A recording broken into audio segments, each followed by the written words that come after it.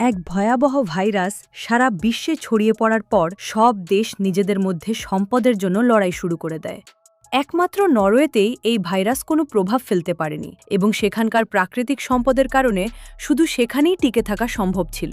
তখন নরওয়ের প্রধানমন্ত্রী ডেক্লার নরওয়ের চারপাশে বিশাল দেয়াল তৈরি করেন। কেবল সেই লোকেরাই ভেতরে থাকতে পারত যারা হয় জন্মসূত্রে এখানকার নাগরিক নয়তো যাদের বিশেষ কোনো দক্ষতা রয়েছে যা ভাইরাসটির প্রতিষেধক বানাতে সাহায্য করতে পারে। ইতিমধ্যে এখানকার সরকার একটা এআই সিস্টেমও তৈরি করেছিল যা প্রতিদিন সংক্রমিত মানুষের ডেটা বিশ্লেষণ করত এবং নরওয়ে সরকারকে খাদ্যের সমস্যা কমানোর বিষয়ে ধারণা দিত। সেখানে লিসা নামে এক জৈব বিজ্ঞানী তার শস্য সংক্রান্ত জ্ঞানের কারণে কৃষি বিভাগে কাজ করতেন। তারা বড় গ্রিনহাউসে কিছু খাদ্য উৎপাদন করত এবং কিছু খাদ্যের জন্য কাছের সমুদ্র এলাকায় বড় জাল পেতে মাছ চাষ করত। আজকে লিসা তার অফিসে গিয়ে একটা প্রেজেন্টেশন দিলেন। তিনি বললেন তাদের গ্রিনহাউসের পরিমাণ বাড়ানো উচিত যাতে তারা আরও বেশি খাদ্য উৎপাদন করতে পারে এবং মানুষকে যাতে মাংসের উপর নির্ভর করতে না হয়।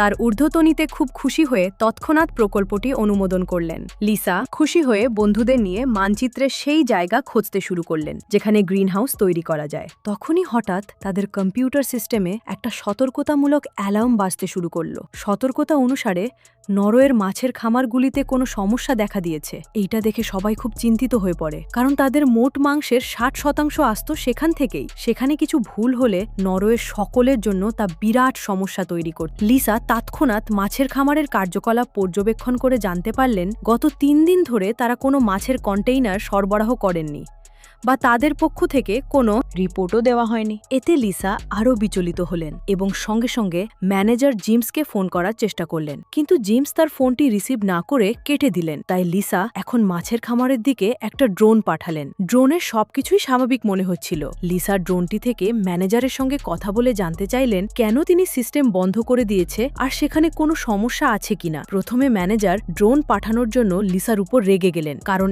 এতদিন নিরাপত্তার কারণে সমস্ত ড্রোন কেবল জনসাধারণ ও সেনাবাহিনীর কাছেই থাকত যাতে তারা সীমান্তে থেকে অনুপ্রবেশকারীদের উপর নজর রাখতে পারে। তা সত্ত্বেও লিসা ম্যানেজারের কাছ থেকে সেখানকার পরিস্থিতি জানার চেষ্টা করছিলেন, কিন্তু ম্যানেজার কিছু বলার আগেই লিসার ড্রোনটি হঠাৎ কাজ করা বন্ধ করে দেয়। এর কিছুক্ষণ পরেই তাদের অফিসে একজন পুলিশ অফিসার এলেন। তাকে দেখে লিসা অনুরোধ করলেন যে হয়তো মাছের খামারের ম্যানেজার কোনো সমস্যায় আছেন, তাই তাদের সেখানে গিয়ে পরীক্ষা করা উচিত। কিন্তু অফিসার রাজি হলেন না, কারণ এমন অনুমতি কেবল সুরক্ষা মন্ত্রী কোম্পানির প্রধান বা প্রধানমন্ত্রী দিতে পারতেন, আর লিসা তো কেবল কৃষি বিভাগেই ছিলেন। লিসা রেগে গিয়ে অফিসারকে গালাগালি করতে শুরু করে, কিন্তু অফিসার তার কথা না শুনে অফিস থেকে চলে গেলেন। এইটা দেখে লিসা চিন্তিত হয়ে আবার মাছের খামারের ম্যানেজারকে ফোন করলেন। এবার ম্যানেজার ফোনটি ধরলেন এবং তাকে বললেন আসলে বাতাসের দিক পরিবর্তনের কারণে সমুদ্রের ঢেউ অন্যদিকে ঘুরে গেছে, ফলে তারা এখনো মাছ ধরতে পারছে না। কিন্তু এইটাও মিথ্যা কথা ছিল, কারণ জালে প্রচুর মাছ ছিল। ম্যানেজার কেবল রিয়েল টাইম মনিটরিং এর মেশিনগুলো বন্ধ করে রেখেছিলেন। লিসা এর কারণ জানতে চাইলে ম্যানেজার বললেন আসলে তারা মাছকে ভাইরাস মুক্ত রাখতে কিছু ভ্যাকসিন দিচ্ছেন, তাই পর্যবেক্ষণ বন্ধ রাখা হয়েছে। লিসা এতে একমত হয়, কিন্তু ম্যানেজারকে নির্দেশ দিলেন যদি কালকে সকাল 6টার মধ্যে মনিটরিং আবারও শুরু না হয় তবে তিনি তার বসের সাথে কথা বলে সেখানে কাউকে পরীক্ষার জন্য পাঠাবেন। এই কথা শুনে ম্যানেজারের ঘাম ছুকতে শুরু করে, কিন্তু তিনি ফোনে তা প্রকাশ করলেন না।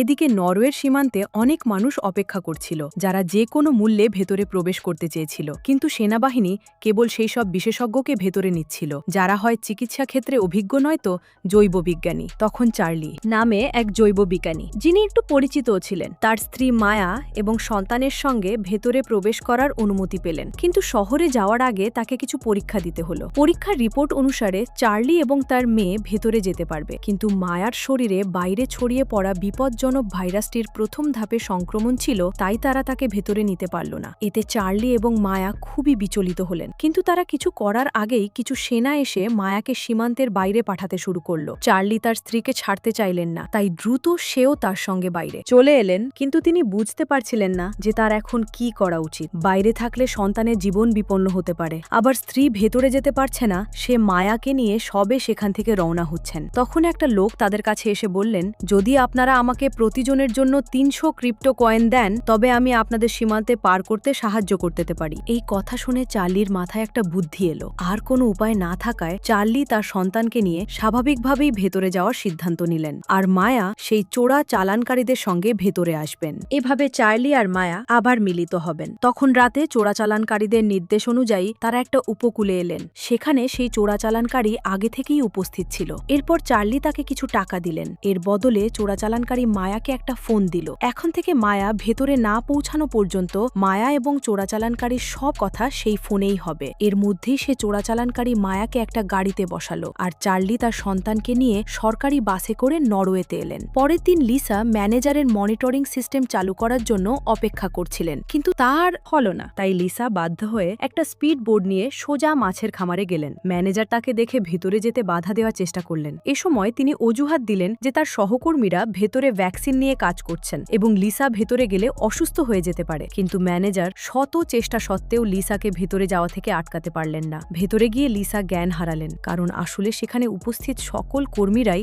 খুব চিন্তিত ছিল, কারণ খামারের সেই ব্যাচের সব মাছি একটা অদ্ভুত রোগে আক্রান্ত হয়েছিল। তাদের চোখ এবং মুখ সম্পূর্ণ লাল হয়ে গিয়েছিল এবং ফুলকার কাছে কালো দাগ দেখা গিয়েছিল। লিসা কিছুই বুঝতে পারলেন না। তখন ম্যানেজার তাকে বললেন, এই কারণেই আমি মনিটরিং সিস্টেম বন্ধ করে দিয়েছিলাম, কারণ গত 1 সপ্তাহ ধরে মাছগুলি খুবই অসুস্থ ছিল এবং কেউ তাদের অসুস্থতার কারণ বুঝতে পারছিল না। এই কারণে ম্যানেজার নিজেই ভ্যাকসিন তৈরির চেষ্টা করছিলেন, কিন্তু তার কথা অনুযায়ী ভ্যাকসিন তৈরি করতে তাদের আরও কিছু দিন বা সপ্তাহ লাগতে পারত। কিন্তু লিসা ততক্ষণ অপেক্ষা করতে পারতেন না।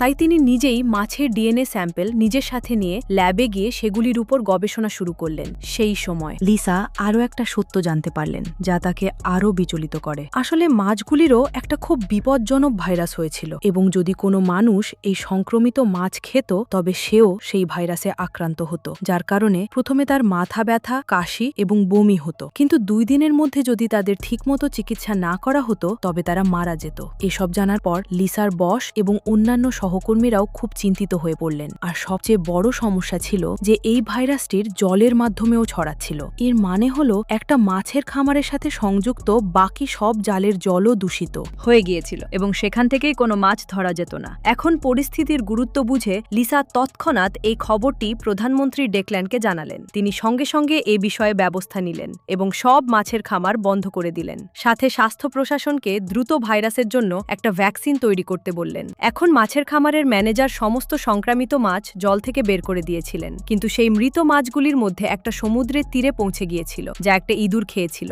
এবং সেটি শহরের দিকে যেতে শুরু করলো। ঠিক যেমন ম্যানেজার নিজেই 3 দিন পর মাছ সংক্রমিত হওয়ার খবর জানতে পারেন, তেমনি গত 3 দিনের খাবার বাজারে এসে গিয়েছিল। সেই মাছের মধ্য থেকে একটা মাছ খাওয়ার সাথে সাথে এক মেয়ে গুরুতর অসুস্থ হয়ে পড়ে এবং তার বমি হতে শুরু করে। এটা দেখে তার বন্ধুরা খুবই ভয় পেয়ে যায় আর তাকে অ্যাম্বুলেন্সে করে হসপিটালে নিয়ে যায়। এদিকে লিসার অফিসেরও কেউই বুঝতে পারছিল না যে তারা শহরের সমস্ত লোকে কিভাবে খাওয়াবে, কারণ মাছের খামারগুলি শহরে প্রায় 60% জনসংখ্যার জন্য খাদ্য সরবরাহ করত এবং মাছের খামার বন্ধ হয়ে যাওয়ায় এতগুলো লোকের খাবার জোগানো এখন খুবই কঠিন হয়ে গিয়েছে। তখন লিসা বললেন, যদি আমরা এখনো পর্যন্ত মজুদ থাকা হিমায়িত মাছ কিছু সময়ের জন্য বাজারে আনি তবে সেগুলির স্টক শেষ হতে প্রায় 5 মাস সময় লাগবে, আর এই সময়ের মধ্যেই আমরা ভাইরাসের ভ্যাকসিন তৈরি করার কাজ করব এবং তা তৈরিও করে ফেলব। এখন এই কথাটি সত্য হলেও এটি শুনে লিসার বস তার উপরে রেগে গেলেন, কারণ হিমায়ত খাদ্য বাজারে আনার অনুমতি কেবল প্রধানমন্ত্রী দিতে পারেন, আর যদি প্রধানমন্ত্রীর কাছে লিসার রিপোর্ট সঠিক মনে না হতো তবে তিনি তা প্রত্যাখ্যান করতেন। তাই এখন লিসা অন্য কিছু নিয়েও ভাবতে শুরু করলেন।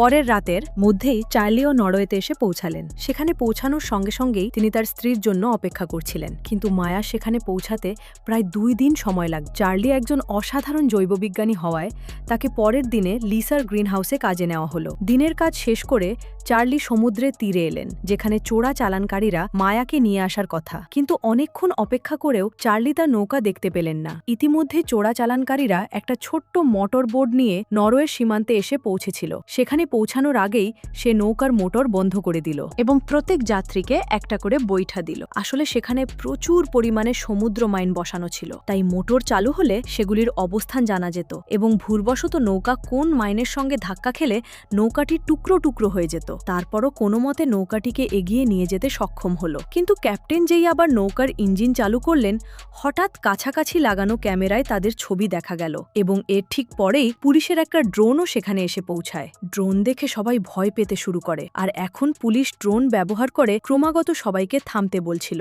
কিন্তু তা সত্ত্বেও চোরাচালানকারীরা নৌকাটি থামালেন না, যার কারণে পুলিশ কর্মীরা ড্রোন দিয়ে তাদের লক্ষ্য করে গুলি চালাতে বাধ্য হয়। তাদের কাছ থেকে পালাতে গিয়ে বোটটি হঠাৎ কিছু পাথরের সঙ্গে ধাক্কা খায়। তখন কোন মতে সব মানুষকে উদ্ধার করে হসপিটালে পাঠানো হয়, কিন্তু সেখানে তাদের পরীক্ষা করার পর ডাক্তাররা জানতে পারলেন তারা সবাই একই ধরনের বিপজ্জনক ভাইরাসে ভুগছেন। এটা দেখে কেউ কিছুই বুঝতে পারল না। ইতিমধ্যেই হসপিটালে প্রতিদিন একই ভাইরাসে আক্রান্ত 100টি করে কেস আসতে শুরু, এবং এই ভাইরাসটি আসলে সেই একই ভাইরাস ছিল যা মাছের কারণে ছড়াচ্ছিল। এখন সাধারণ মানুষ সেই ভাইরাস সম্পর্কে জানতে শুরু করে। সেই কারণে স্বাস্থ্যমন্ত্রী মানুষকে যতটা সম্ভব কম বাইরে বের হতে বলে। এছাড়াও ডেকলানও ইতিমধ্যে নরওয়েতে লেভেল 1 জরুরি অবস্থা ঘোষণা করেছিলেন, যা অনুযায়ী কেউ মাছ খেতে পারবে না এবং বাড়িতে থাকা যে কোনো মৃত মাছকে যত তাড়াতাড়ি সম্ভব বাইরে ফেলে দিতে হবে। এদিকে লিসা জানেন না যে তিনি যে ভাইরাসটি থামাতে এত কঠোর পরিশ্রম করছেন তা ইতিমধ্যে শহরে পৌঁছে গিয়েছে। আসলে লিসা তার সহকারীকে নিয়ে কিছু জলের নমুনা সংগ্রহ করতে সমুদ্রে এসেছিলেন, যাতে তিনি জানতে পারেন যে জল থেকে এই ভাইরাসটি কোথা থেকে এসেছে। প্রথমে তিনি ভেবেছিলেন যে হয়তো সীমান্ত পেরিয়ে বাইরে থেকে কোনো সংক্রমিত মাছ নরওয়েতে এসেছে, অথবা ভাইরাসটি সমুদ্রে জলেই তৈরি হয়েছে। বর্তমানে তিনি জলের নমুনাটি ল্যাবে নিয়ে গিয়ে পরীক্ষা করলেন, যা দেখে তার জ্ঞান উড়ে গেল। কারণ আসলে এই ভাইরাসটি না জলে বেড়ে উঠেছিল আর না কোনো মাছ এটিকে নরওয়েতে নিয়ে এসেছিল। এই ভাইরাসের অন্য কোনো কারণ ছিল যা লিসা শত চেষ্টা করেও এখনো বুঝে উঠতে পারছিলেন না। তখন হঠাৎ লিসার চোখ প্রধানমন্ত্রীর খবরটির উপর পড়ল, যা দেখে তিনি বুঝতে পারলেন যে বাইরের পৃথিবী ধ্বংস হয়ে গেছে এবং এখানেও বড়সড় ধ্বংসলীলা শুরু হতে চলেছে। এটা দেখে তিনি জানতে পারলেন যে বিপজ্জনক ভাইরাসটি শহরে পৌঁছে গেছে, যা খুবই উদ্বেগের বিষয়। এদিকে কিছু কোস্টাল গার্ড সমুদ্রের জলে দুটি মৃতদেহ খুঁজে পান, যা কিছু চোরাচালানকারীর ছিল। তাদের পরীক্ষা করার পর ডক্টররা জানতে পারলেন যে দুজনের শরীরে সে একই ভাইরাস রয়েছে যা মাছের ভেতরে ছিল, এবং এখন সেই ভাইরাসটি শহরে ছড়াচ্ছে। এখন এটি কেবল ডক্টরের কথা ছিল, কিন্তু কোনো বিশেষজ্ঞ এখনও সেই দেহগুলির উপর পরীক্ষা করেননি। এখন ধীরে ধীরে কেস বাড়ছিল, এবং এই ভাইরাসটির সবচেয়ে বিপজ্জনক বিষয় ছিল যে এটি প্রতি ঘন্টায় বিবর্তিত হচ্ছিল, যার কারণে ডেকলান অবিলম্বে লেভেল 2 জরুরি অবস্থা ঘোষণা করলেন, যেখানে যদি কোনো এলাকায় ভাইরাসের আরও বেশি কেস রিপোর্ট করা হয় তবে সেই এলাকার সম্পূর্ণ লকডাউন জারি করা হবে এবং সেখান থেকে কাউকে বাইরে যেতে দেওয়া হবে না। এই খবর দেখার পর লিজার মাথা কাজ করা বন্ধ করে দিল, কারণ এত পড়াশোনা করার পরও তিনি এমন ভাইরাস কখনো দেখেননি যা এত দ্রুত বিবর্তিত হচ্ছে, এবং প্রথম দিনেই তার এত কেস সামনে এসেছে। তাই এখন তিনি এই বিষয়ে আরও জানার জন্য আবারও মাছের খামারের ম্যানেজারের সঙ্গে কথা বলতে গেলেন। সেখানে খামারের বাইরে কর্মীরা প্রচুর পচা মাছ ডাস্টবিনে ফেলে দিচ্ছিল। লিজার কাছে এটা কিছুটা অদ্ভুত মনে হচ্ছিল, কিন্তু তিনি ম্যানেজারের সঙ্গে কথা বলতে ভেতরে যেতে শুরু করলেন। তখনই হঠাৎ কিছু ডক্টর ম্যানেজারকে স্ট্রেচারে করে সম্পূর্ণ সিল করে বাইরে নিয়ে এলেন, কারণ ম্যানেজার নিজেও সেই ভাইরাসে সংক্রমিত হয়েছেন এবং তার অবস্থা অন্যদের তুলনায় অনেক খারাপ ছিল। এই কারণে সব কর্মীরাও একটু বেশি ব্যস্ত ছিল। এর সুযোগ নিয়ে লিসা কয়েকদিন আগের ভেতরের সিসিটিভি ফুটেজ চুরি করে আবার তার অফিসে ফিরে এলেন, কিন্তু সেখানে পৌঁছানোর সঙ্গে সঙ্গে তিনি আরও একটা খারাপ খবর পেলেন যে তাদের গ্রিন হাউসের জন্মানো টমেটোর মধ্যেও ভাইরাস ছড়াতে শুরু করেছে, যার কারণে অনেকগুলো ফসল নষ্ট হয়ে গিয়েছে। কিন্তু কিভাবে ভাইরাসটি গ্রিন হাউসে পৌঁছালো তা কেউ জানত না। এখন চার্লি প্রথম সেই খারাপ টমেটোটি দেখেন এবং কুলির কাজ করার কারণে তিনি সেটি দেখেই বুঝে গেলেন যে তাতে নিশ্চয়ই কিছু ভুল আছে। এখন লিসা যখন তার সঙ্গে কথা বললেন তখন তিনি বললেন যে আমার মতে কোন সংক্রমিত প্রাণী এখানে ভাইরাসটি এনেছে, সেই কারণে সবার আগে আমাদের পুরো এলাকা স্যানিটাইজ করতে হবে এবং সেই প্রাণীটিকেও খুঁজে বের করতে হবে। এছাড়াও সম্প্রতি তোলা সমস্ত টমেটো আবার পরীক্ষা করতে হবে। সেগুলির মধ্যেও যদি খারাপ টমেটো পাওয়া যায় তবে তাদের সবার সাথে এই গ্রিন হাউসের সমস্ত ফসলও পুড়িয়ে ফেলতে হবে। চার্লির কাছ থেকে এইসব কথা শোনার পর লিসা বুঝতে পারলেন যে চার্লি আসলে খুবই ভালো মানুষ, কারণ মানুষ যেখানে এমন পরিস্থিতিতেও কিছু সুবিধা খোঁজার চেষ্টা করে সেখানে চার্লি মানুষের জীবন বাঁচাতে এই গ্রিন হাউসটিও জ্বালিয়ে দিতে প্রস্তুত ছিলেন। লিসা যখন টমেটো নিয়ে গবেষণা করছিলেন তখন চার্লি অন্য কিছু নিয়ে ব্যস্ত ছিলেন, কিন্তু তখনই তিনি একটা অজানা নম্বর থেকে একটা বার্তা পেলেন, যা দেখে চার্লি ভাবলেন যে বার্তাটি মায়ার হতে পারে, যিনি এতক্ষণই উপকূলে পৌঁছিয়েছেন। তাই এখন চার্লি দ্রুত তার কাজ ছেড়ে উপকূলের দিকে যেতে শুরু শুরু করলেন। কিন্তু পথের মধ্যে তার সঙ্গে সেই দালালের দেখা হয়, যার কাছ থেকে তিনি 500 ক্রিপ্টোকারেন্সি ধার করেছিলেন। দালাল চার্লিকে বললেন মায়ার বোটে দুর্ঘটনা ঘটেছে এবং তাকে হসপিটালে ভর্তি করা হয়েছে। এই কথা শুনে চার্লির দুঃখ ও রাগ মেশানো অনুভূতি হলো, কিন্তু দালাল তাকে প্রতিশ্রুতি দিলেন তিনি কোনোভাবে তার স্ত্রীকে হসপিটাল থেকে বের করার পথ খুঁজে বের করবেন। কিন্তু তার আগে চার্লিকে একটা নরওয়েজিয়ান ভ্যাকসিন দিতে হবে, যা বাইরে থেকে আসা লোকদের দেয়া হয়। আর চার্লি যদি ভ্যাকসিন না নেন তবে কর্তৃপক্ষ জানতে পারলে তাকে বাইরে ফেলে দিবে। এখন চার্লি কিছুই বুঝতে পারছিলেন না, কারণ সেখানে আসার পর তাকে কোনো ভ্যাকসিনের কথাই বলা হয়নি। কিন্তু চার্লি কিছু বলার বা জিজ্ঞেস করার আগেই দালাল তাকে ভ্যাকসিনটি দিয়ে দিলেন। এদিকে মায়া এবং হাসপাতালে ভর্তি তার সঙ্গে সমস্ত সঙ্গীর অবস্থা আরো খারাপ হতে শুরু করে। এই সময় কাশি এবং মাথা ঘোরার পাশাপাশি তাদের শরীরে কালো দাগ দেখা দিতে শুরু করে। এইটা দেখে ডক্টর এত ভয় পেয়ে গেলেন যে তিনি সঙ্গে সঙ্গে হসপিটালে সেই ফ্লোরটি সিল করে দিলেন এবং সেখানে কাউকে যেতে বারণ করলেন। আসলে সেই ভাইরাসের ক্ষমতা ক্রমশ এমন পর্যায়ে বাড়ছিল যা কেউ কল্পনাও করেনি। আর এখন লিজার কারণেই সবাই প্রথমে এই ভাইরাস সম্পর্কে জানতে পারল। সেই কারণে ডেকলার নিজেই লিজাকে ফোন করে এই ভাইরাসের ভ্যাকসিন নিয়ে কাজ করতে বললেন। আর লিজা ভাইরাস নিয়ে গবেষণা করে আরও বিপজ্জনক বিষয় আবিষ্কার করলেন। আসলে এই ভাইরাসটি কেবলই একটা রেড আই ভাইরাস ছিল। প্রকৃতপক্ষে এটি ব্ল্যাক প্লেগ ভাইরাসের চেয়েও 1000 গুণ বেশি বিপজ্জনক ছিল, যার কারণে কয়েক দশক আগে ইউরোপে লক্ষ লক্ষ মানুষ প্রাণ হারিয়েছিল এবং তখন থেকে এই ভাইরাসটি মিউটেড হয়ে আগের চেয়ে 100 গুণ বেশি বিপজ্জনক হয়ে উঠেছে, যার কারণে সংক্রমিত হয়ে যে কেউ মাত্র 2 দিনের মধ্যে মারা যেতে পারত। এখন যেহেতু সেই 2 চোরাচালানকারীর মৃতদেহ সমুদ্রে পাওয়া গিয়েছিল, তাই সবাই ভাবল যে তারা হয়তো কোনোভাবে সেই ভাইরাসে সংক্রমিত হয়েছিল এবং নরওয়েতে প্রবেশের চেষ্টা করার সময় সমুদ্রের ঢেউয়ের কারণে তাদের মৃত্যু হয়েছে। আর তাদের মৃতদেহদে ঢেউয়ের সঙ্গে ভেসে মাছের খামার পর্যন্ত গিয়েছিল এবং সেই কারণেই মাছগুলি সেই ভাইরাসে সংক্রমিত হয়েছিল। সেই কারণে এখন ডেকলান পুরো নরওয়েতে রেড অ্যালার্ট সহ কারফিউ ঘোষণা করলেন।